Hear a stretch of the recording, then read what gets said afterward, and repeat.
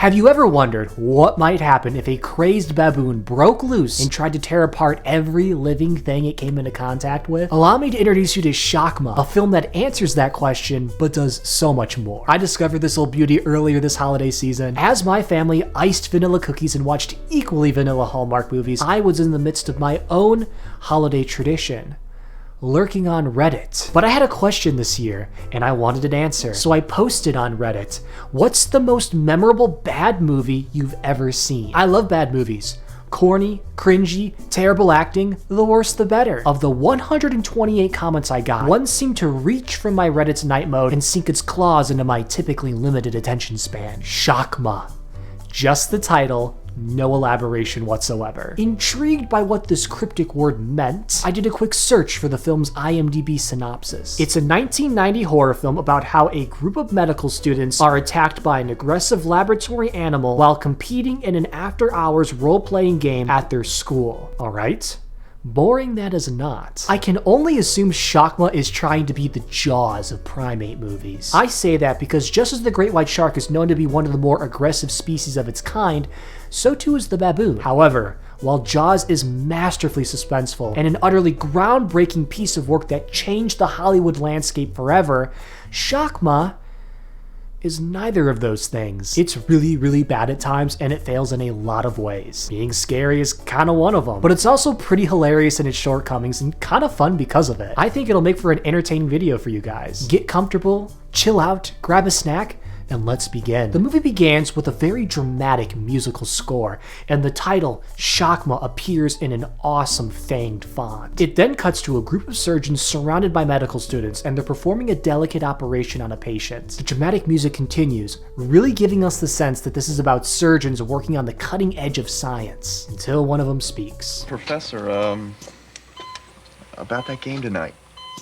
About that game tonight. Yeah, who cares about the patient with a hole in their skull that we just injected something into? Let's change the subject, why don't we? And this is only the first time we're going to hear about the game. After this, we cut to our protagonist, Sam, as he's talking to his friend, Bradley, who is busy setting up this game. It's like some kind of role-playing thing. He explains how they'll each have walkie-talkies to communicate with the game master while they're playing, and how they'll only be set to the game master's frequency. So if there's a situation where one of them's having an issue, they can't communicate with each other. Gee. I hope that's not problematic. Bradley also pulls up this really elaborate computer program he designed, which will help the game master track their location while they're playing. Where's the dude getting the time to set this up? Isn't he like a medical student seeking to work in one of the most demanding industries there are? The program then zooms out to give us a shot of where they're going to be playing, running around looking for hidden items. The building. This building. The one where there are surgeries being performed. How do they have clearance to do this? I'd imagine them running around with walkie-talkies might get in the way of, oh, I don't know, doctors and nurses doing their jobs. There's also got to be delicate equipment, okay? Expensive equipment. How can they get away with this? In fact, there seems to be a very relaxed vibe going on in this hospital school, like when this lab rat almost gets free, or when this doctor hitches a ride on a gurney with a body on it. Which takes us right to the part of the movie where things get a little spicy. Because that body with a drape over it, it ain't human. It's Shakma. We're given the explanation that he was part of an experimental procedure involving a new drug substance that's meant to inhibit aggression. It usually works, except in those rare instances where it does the exact opposite, which is a pretty unnerving potential side effect. Here, have this drug, it'll make you happy. Or a homicidal maniac. All hell breaks loose when Shakma awakens and sends the students into a frenzy. Sam, don't be such a girly man. Like you?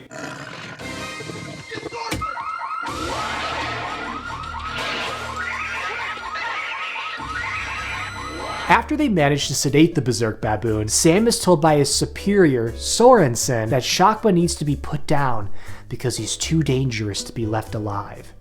or something. Honestly, Sorensen never really gives a concrete reason why Shakma needs to be euthanized, other than some cryptic comment about how he'll never be the same, whatever that means. By the way, the entire time these conversations are taking place, there's this warning alarm going on and on in the background because Gary tripped it when Shakma startled him. He's told to shut it off, but it's still going on because it turns out Gary has gotten distracted by a pretty student in the outside hallway. Who cares about that ear-piercing alarm that's potentially distracting doctors and sending students into a panic?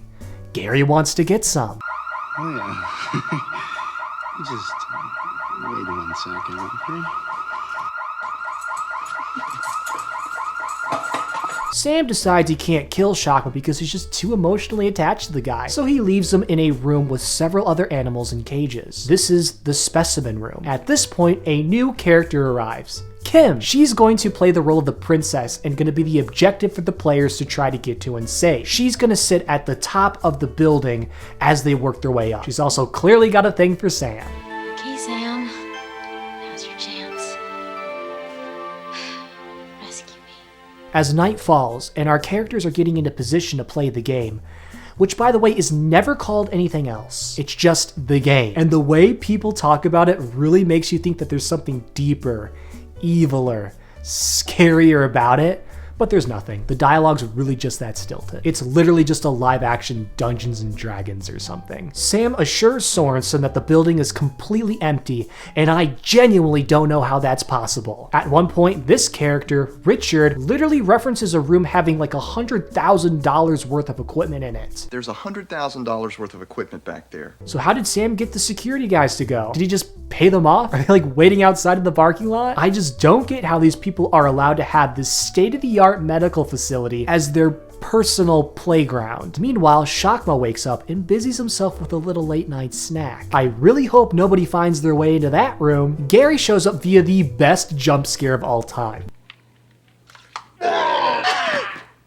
And he justifies startling them by saying, Hey, if we're gonna be doctors, we gotta learn to think on our toes, right? as if getting suddenly startled is some kind of cognitive exercise. Richard's girlfriend, Laura, also drops him off, and he assures her he won't be long.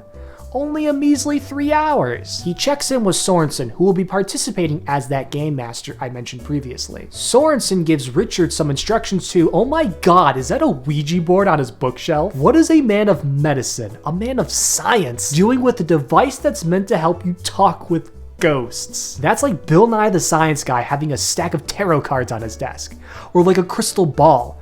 It makes no sense. Now, I know what you're thinking. He's got it there for the game. Well, it's never used, and if you're not looking at the background, you'd never see it. I legitimately think he's got it as a decoration. So Richard follows Sorensen's instructions to turn off some more lights and make it darker and creepier throughout the building. While Sorensen himself goes around and makes the genius decision to lock all the doors and turn off the fire alarms so nobody can get out until the game is over. I mean, I guess if I stretch my imagination, I can get the locked doors, but turning off the fire alarms? Like, really? At this point in the movie, I also started to wonder, where the heck is this baboon? Where's the attacking? The carnage? So it's about 28 minutes. Almost half an hour into the movie when our character Bradley makes the oh so unfortunate decision of wandering into the specimen room, which you might remember is where Shakma is. A quick note about the specimen room. In an earlier shot, we can clearly see each cage is filled with an animal. When we see the room now, after Shakma, almost all the cages are completely empty. There's like no bodies or anything. Are we being led to believe that this tiny baboon ate dogs, cats, and potentially other animals whole? Shit. And why is this one R18 chimpanzee still alive? Are it and Shakma friends? When Bradley gets attacked, his tracker goes offline because I guess it was attached to his vitals or something? And Sorensen, concerned, does the responsible thing. He sends Richard to investigate. We get a shot of Shakma waiting in anticipation, and I gotta admit, he's kind of fucking adorable. He's holding his little monkey stuffed animal and his hair is all poof. I'm not sure if this is the filmmaker's intention, but I kinda love him. Eventually, Richard finds Bradley's body and is understandably a little upset. Even more so when Shakma pays him a visit. There's a part where he's hiding in a utility closet and he's pulling all his weight to keep the door door shut. Shakma's outside, throwing his little body at it. This whole part for me is weird, because if Richard is pulling the door shut and Shakma's outside throwing his body weight against it, is that not two sources of forces in the same direction? Like, is he not essentially helping the baboon break in? He eventually slowly creeps out of the room to leave, instead of hauling ass to the exit, and gets attacked. Death by Shakma. All of this is going on, and no one's got a clue about it. Now, I know that they're all cut off from each other, and there was that whole bit at the beginning where the walkie-talkies, they're different frequencies, no one can communicate with each other and let someone else know that there's a baboon running amok, and like, this is the reason everyone's oblivious, but come on! There is so much screaming and kicking stuff around, I can't buy that someone would not be able to hear that. While Sam and Tracy do a little role-playing of their own, Sorensen goes out to find Richard. Shakma's not even having to do anything, man. They're just serving themselves up to him like a 7-course meal. Sorensen arrives at the specimen room, and he has to put both his hands on Richard's chest to make sure he's dead. Like, dude, he doesn't have a face. I think he's a goner. Sorensen is about to leave and escape on the elevator, but he just has to pause a moment and take in the sight of the berserk baboon sprinting at him from the end of a long-ass hallway. So our characters are dropping fast. That's 3 deaths in just over 10 minutes. The ones who are still alive are Sam, Tracy, Kim at the top of the tower, and Gary, who's just chilling. Sam heads up to the next floor, and he gets his first glimpse of Shakma. Again, this baboon is so freaking adorable. When he runs around, you can hear the little pitter-patter of his claws on the floor.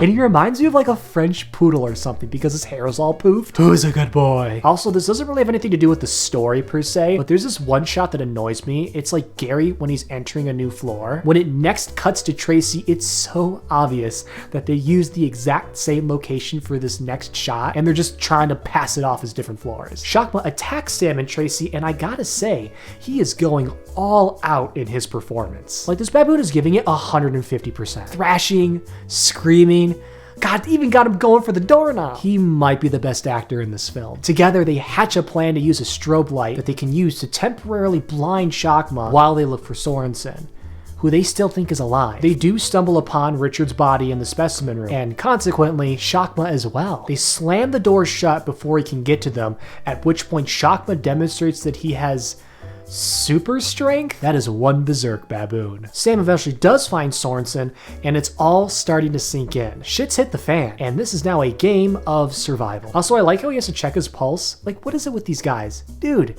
the guy doesn't have a face. There's more running, there's more screaming, there's more of Shakma stealing the show. Oh, and there's the second best jump scare of all time.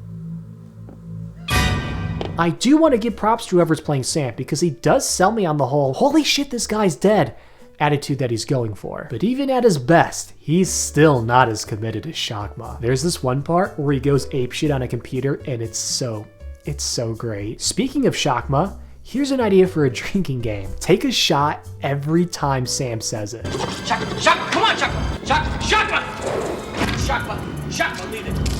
So Gary, who still thinks everyone's playing the game, finds the elevator and decides to take it to the 6th floor. Shakma's on 5, and he's having a blast punching buttons, which means the elevator is going to have to take a stop on his floor. You know what happens next?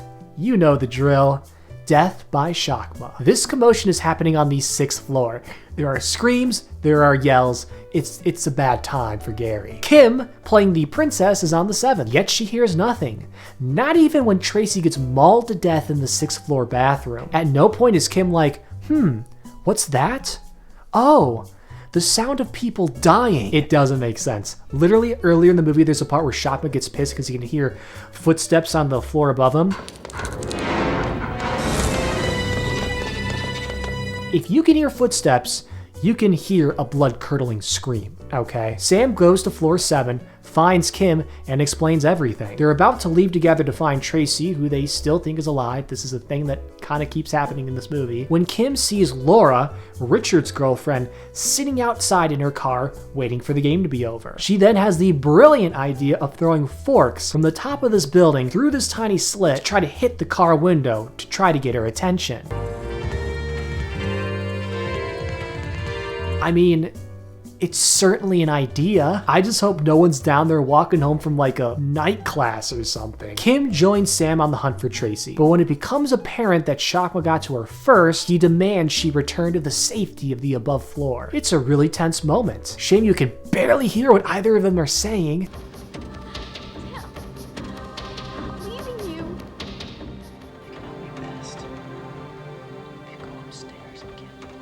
What follows is this super slow sequence where Sam goes into the bathroom stall and finds Tracy's body. It's trying to build suspense, like I know what the movie's trying to do. But because we, the viewer, know what he's going to find, it's not really building suspense, it's building boredom. However, again, the actor playing Sam does do a pretty good job portraying the whole "I'm so horrified I might puke" expression that he's trying to give off. I feel it. I feel it, Sam. Meanwhile, Kim finds one of the hidden scrolls from the game, and she opens it and reads it. I'm not sure why those still matter at this point, but okay. It leads her to a bag of these little rock things, which she thinks might be a better thing to throw down at Laura's car to try to get her attention.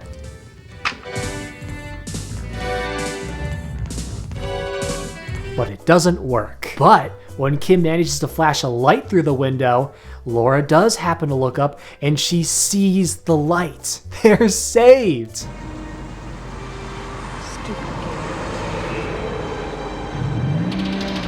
Well, A for effort, Kim. She leaves on her own to find Richard, because the natural thing to do when someone has told you your friends are getting picked off one by a berserk baboon is to go out on your own, in heels. And well, surprise, surprise, death by Shakma. So now it's just Sam, alone in the building. He's now got the keys and access to a phone to call 911, but after he finds Kim's body, I guess he's just like, well, I might as well die too. Yeah, this baboon has killed 3 people in the last 3 hours, but Sam's like, I'm gonna take him on anyway. Dude, guess he's just out for blood. Eventually, we get to the final showdown. Sam versus Shakma, man versus animal. Who will win? Their fight's bananas, man. At one point, they have a staring contest.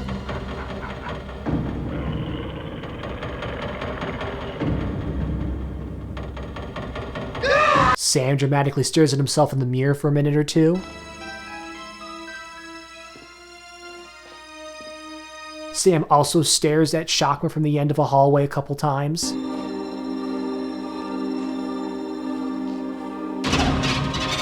And then they wrestle, very intensely. It's clear that Sam just doesn't have what it takes to take down Shakma physically, so he's just gonna have to use his brain. And in a scene that even tricked me a little bit, Sam psychs Shakma into jumping into a furnace and, well, there goes my favorite character. Sam slowly dies from his wounds as we pan up to see Shakma's stuffed monkey animal. With his final breaths, he chants, "I win."